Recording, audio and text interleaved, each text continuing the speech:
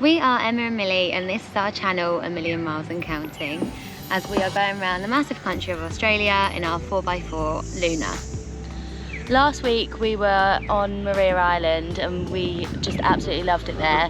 And this week we're heading down the east coast and going to the town of Port Arthur to see the historic sites there, and also on to Hobart to see all that Hobart has to offer. So we're back down at the Tasman Peninsula and we're currently by like Eagle Hawk. And we've just come from Maria Island and we're just going to go for a little walk. Just 10 minutes.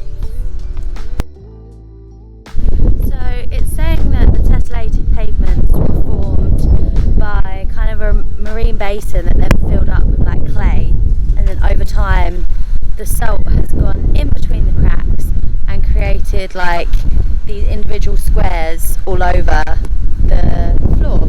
That's just quite interesting. So apparently it was from 290 million years ago it started forming. See all the mussels that are living in between the cracks, which I find look kind of gross because they look all like bobbly and weird.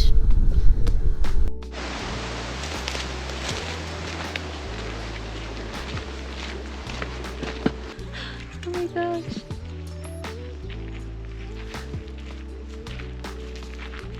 He's on a mission.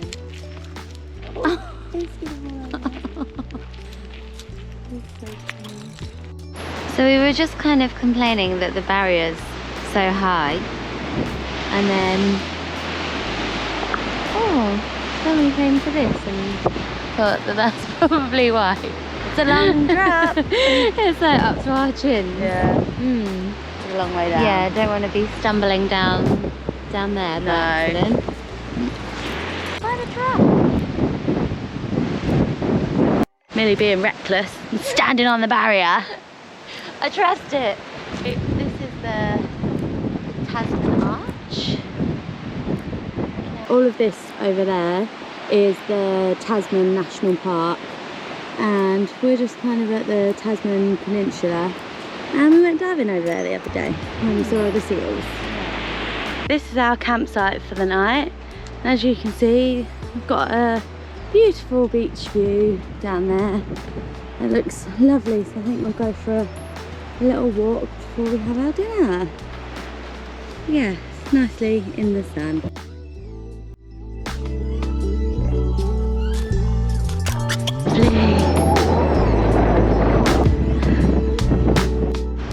So this is the reality of camping for like 6 days without a shower.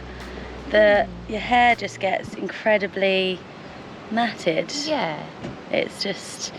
And do you want to do a tour of the back? Because I feel like that looks worse.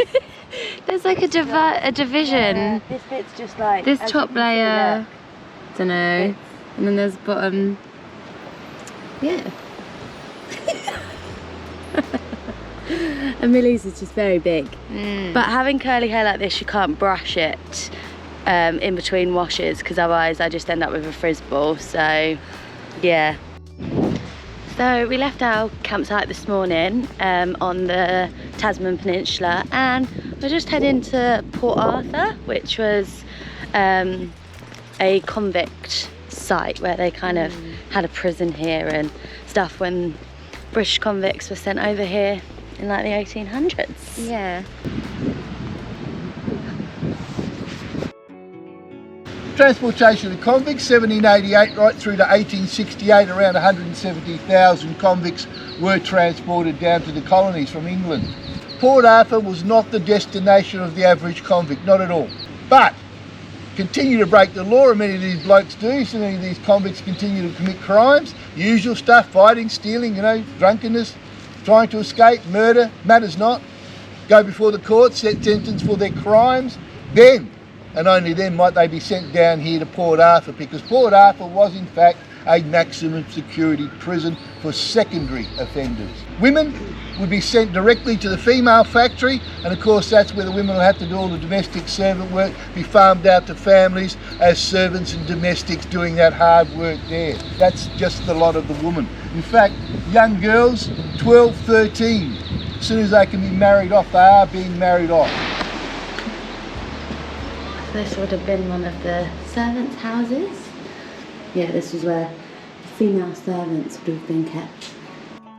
So these are the prisoners' cells, and you can see they're quite tiny, not very wide. These were the size of the highest security prisoners.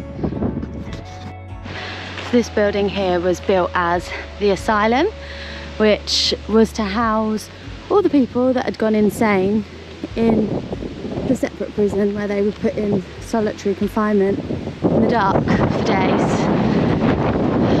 John Burns kept jumping up and down because he believed he had a snake in his jumper. Michael Doyle decorated himself with pieces of tea. William Archer.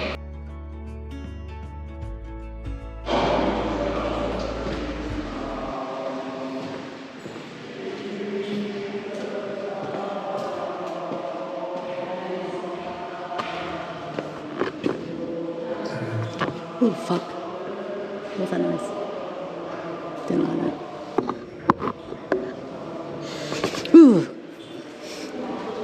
That scared the shit out of me. Oh, there are noises coming from inside. So in all the cells, they have noises of what the prison would have sounded like, and I didn't realise, so I put my head in through the door and a male groan happened, and it scared the shit out of me.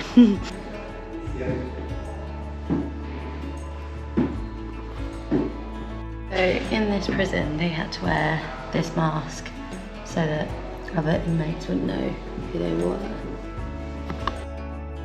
Walls over a metre thick, no windows in that cell, so there was no light in or out, no sound in or out, total darkness.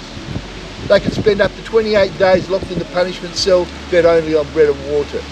Now all these conditions, these treatments, were meant to make men stop and think and to reflect on their lives. You know what it really did though, don't you folks? What it really did was drove men mad. And if they got sent down here, folks, of course this was a brutal, evil place.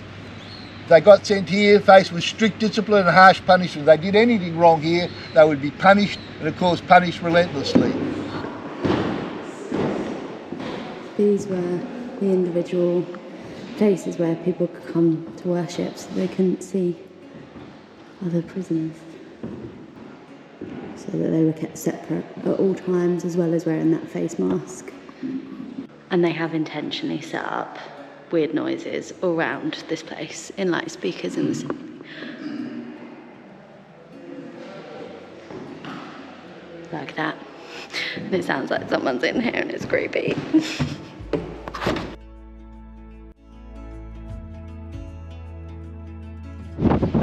Oh, it's very windy today. Just at the peninsula opposite the prison, and we're just like, we might just go head to Hobart now and have a nice hot shower. It's very cold and we need it. Welcome to summer in Tasmania. Yeah. And whee!